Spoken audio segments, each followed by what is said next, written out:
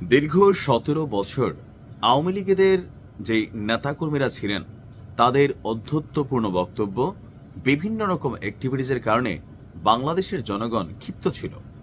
তবে কখনো কোনো রাজনৈতিক দলের পক্ষ হয়ে সরকার পতনের জন্য রাজপথে বাংলাদেশের জনগণ কখনো নামে নাই। কোটা আন্দোলনকে কেন্দ্র করে যে পরিস্থিতি তৈরি হয়েছিল, ওই সময় সারা দেশের জনগণের মধ্যে এই যে ছোট ছোট ক্ষোভ, যেমন ধরেন একজন গৃহিণী, তিনি গ্যাসের দাম নিয়ে সরকারের উপর বিরক্ত ছিলেন। একজন পরিবারের গৃহকর্তা বিদ্যুতের দাম নিয়ে তিনি বিরক্ত ছিলেন। একজন ঠেলাগাড়ি চালানো, একজন রিক্সা চালক, একজন হকার, লোকাল চাঁদাবাজদের উপর বিরক্ত ছিলেন। প্রত্যেকটা মানুষ বিভিন্ন স্টেপে বিরক্ত ছিলেন। আবার যারা সরকারি কর্মচারী কর্মকর্তা ছিলেন, আওয়ামী লীগের বাহিরে গিয়ে আপনার বিএনপির পক্ষে অথবা শহীদ প্রেসিডেন্ট জিয়াউর রহমানকে নিয়ে যদি একটা স্টেটাস দিত, চাকরি হারাতে হয়েছে, শোকজ হয়েছে, অনেক কিছুই হয়েছে। এখানে এগুলোতে মানুষের মধ্যে যে সুপ্ত ক্ষোভ ছিল, সেগুলো যখন এই কোটা আন্দোলন সরকার পতনের একটা আন্দোলন হইল, তখন জনগণ কিন্তু রাস্তায় নামছে। আর আগামী দিনে যারা ক্ষমতায় আসবেন, আপনারা ঠিক এই জিনিসগুলো ভুলে গেছেন যে এই ছোট ছোট জিনিস আপনাদের জন্য বুমেরাং হতে পারে। বাংলাদেশের মানুষ একটা জিনিস তো শিখা গেছে, এই শিখাটা আপনি যখন যে ক্ষমতায় ছিল তার বিরুদ্ধে অ্যাপ্লাই করছেন, আপনি ক্ষমতায় গেলে আপনার বিরুদ্ধে অ্যাপ্লাই হবে ভাই। সাম্প্রতিক সময়ে ওয়াজের মাঠটা আমার কাছে কোথাও না কোথাও মনে হচ্ছে বেশিরভাগ জায়গায় জামাতের পক্ষে ব্যবহার করার চেষ্টা করা হচ্ছে।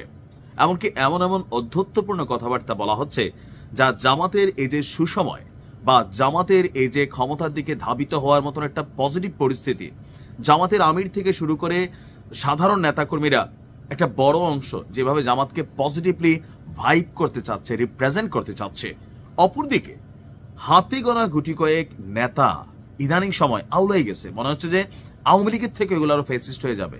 কেন? একটা মাহফিল, এটা কি জামাতের টাকার মাহফিল? একজন মানুষ কেন মাহফিলে আসবে? দিনের আলোচনা শোনার জন্য। একটা মাহফিল স্পন্সর করে কে, টাকা দেয় কে?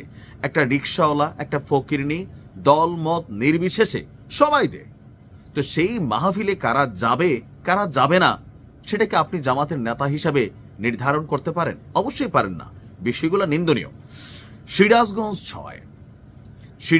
৬ আসনে জামাত ইসলামের মনোনীত প্রার্থী এবং উপজেলা জামাতের আমির মোহাম্মদ মিজানুর রহমান বলছেন, যারা দাড়িপাল্লার পক্ষে থাকবে না তাদের কোরআনের মাহফিল শোনার কোনো দরকার নেই। কেন ভাই? হু আর ইউ টু ডিসাইড? কে আপনি যে ডিসাইড করবেন যে দাড়িপাল্লার পক্ষে অর্থাৎ জামাতের পক্ষে থাকবে না, তাদের কোরআনের মাহফিল শোনার কোনো দরকার নাই? মানে কোরআন কি জামাত একলা দখল করে ফেলছে? বঙ্গবন্ধু যেমন দখল করে ফেলছিল আওয়ামী লীগ, বিএনপি যেমন জিয়াউর রহমানকে দখলের চিন্তা করে, বেগম খালেদা জিয়ার চিন্তা করে, তা আপনিও কি কোরআন সুন্নাহ সব আপনি দখলে নিয়ে আনিছেন? এই ধরনের বেয়াদবি কথাবার্তা ভাই আপনাদের কিন্তু জামাতের জন্য ক্ষতিকর হচ্ছে। ওই যে একটা আনছে, এত বছর বিএনপি করছে, বিএনপির চাইটা চুইটা যখন দেখছেন নমিনেশন পাবে না, এই যে ফজু পাগলা, আমি ডক্টর ফয়জুল হক, ফজু পাগলা, শিক্ষা বলে ডক্টরের ডিগ্রি আছে, কথাবার্তায় আচার আচরণে কোনো কিছুতে তার নাই, আগা গোড়া দেখলেই বোঝা যায় এমপি হওয়ার ধান্দা। এই যে লোকগুলা বলছে সারা জীবন অন্যায় করে বিড়িতে টান দিয়া, ভাই দেখেন জামাতে অনেক ভালো প্রার্থী আছে। আমি আমার কুমিল্লা ৫ নিয়ে বলি, আমি কুমিল্লা ৫-এ বলি, আমাদের যিনি জামাতের প্রার্থী আছেন তিনিও একজন ডক্টরেট, আরেকটা বিড়িতে বলছি, ওনার কথাবার্তা আচার আচরণ সবকিছু ভিন্ন। আর আপনি একজন ডক্টরেট হইয়া কি বক্তব্য দিলেন? এই যে আজকে জামাতের আমির যে বক্তব্য দিলেন, আপনার হচ্ছে কায়েমপুর ইউনিয়নের স্বরূপপুর, কাশীনাথপুর, আব্দুল মাজিদ হাফিজিয়া এবং দাখিল মাদ্রাসার উন্নয়ন কল্পে যেই ইসলামী জলসা বা মাহফিলের আয়োজন করা হলো, সেখানে আপনি চট করে এই বক্তব্য দিলেন যে যারা দাড়িপাল্লার পক্ষে থাকবে না তাদের কোরআনের মাহফিল শোনার কোনো দরকার নেই। আমি অনুরোধ করতে চাই, কোরআন আর আল্লাহর আইনকে প্রতিষ্ঠার জন্য সবাই দাড়িপাল্লার পক্ষে থাকবেন। আপনি কি মদিনা সনদে দেশ চালাবেন? দেশ কি ইসলামিক প্রজাতন্ত্রের রুলসে চলবে? ইসলামিক প্রজাতন্ত্র তো গণতন্ত্রই নাই, খেলাফততন্ত্র। তো আপনারা যখন এগুলা বলেন, আগের মতন কিন্তু মানুষ বোকা নাই ভাই। আপনার বুঝতে হবে যেটা ডিজিটাল যুগ। আপনি যেখানে বসে যে বক্তব্যটা দিচ্ছেন, মুহূর্তের মধ্যে আপনার এই বক্তব্যের জন্য 10টা ভোট তো বাড়তেছে না, বরঞ্চ পুরোটা দলকে মানুষ ধর্ম নিয়ে বাড়াবাড়ি কখনোই পছন্দ করে না। Trust me. আপনি ইসলামের আইন করবেন না কি করবেন, এটার জন্য মানুষ আপনার ভোট দিবে? আপনার মনে হয়েছে যে আপনি এরকম বক্তব্য দিলে আপনি আপনার দলের জন্য কুলাঙ্গার মানে কে? যে নিজের ইয়ার মধ্যে আগুন লাগাই দেয়।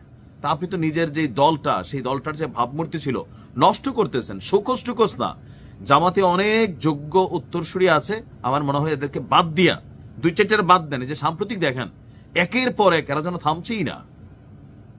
আপনি দেখছেন ধর্মের ব্যবসা, ধর্ম নিয়ে কোনো রকম কথা বলা, একটা মাহফিলে কে যাবে এটা ডিসাইড করার আপনি অধিকার রাখেন না। আর আপনার এই বক্তব্য শুধু আপনার জন্য ক্ষতিকর হয়নি, সিরাজগঞ্জ 6 আসনকে ক্ষতিগ্রস্ত করে নাই, সারা বাংলাদেশে জামাতের বিপরীতে একটা ন্যারেটিভ তৈরি করার জন্য আপনি সুযোগ দিয়েছেন। প্রকাশ্যে আপনার ক্ষমা চাওয়া উচিত। আমার মনে হয় যে জামাতের যারা কেন্দ্রীয় টিম আছেন এগুলোর ব্যাপারে একটু সচেতন হওয়া দরকার, নির্দেশনা দেওয়া দরকার। মানুষ এই ধরনের বাটপাইরা কথাবার্তা পছন্দ করে না। জামাত অনেক ভালো কাজ করছে, মানুষ জামাতকে ভালোবাসে যারা ভালোবাসার, কিন্তু এই ধরনের কথাবার্তা বললে কি হবে জানেন? ফ্লোটিং ভোটার যারা, তারা আপনাকে অপছন্দ করবে। ভালো থাকুন।